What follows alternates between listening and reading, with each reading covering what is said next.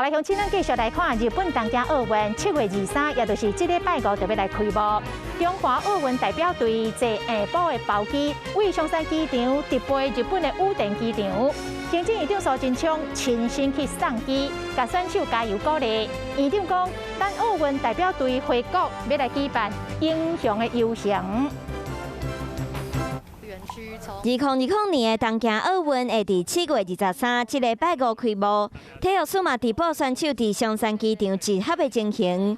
真侪选手是对高雄出发，坐高铁再换专车到松山机场。这摆奥运拄着新冠病毒延到今年举行，防疫措施除了大家挂嘴暗、量体温、行李嘛拢爱消毒。其实延了1年之后，我有正常的调试之后，我觉得我这次可以全力以赴。有没有什么话跟女儿？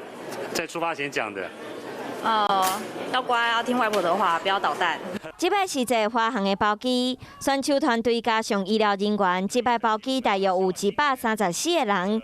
行政院长苏贞昌嘛专工请 Chinese Taipei 来送机。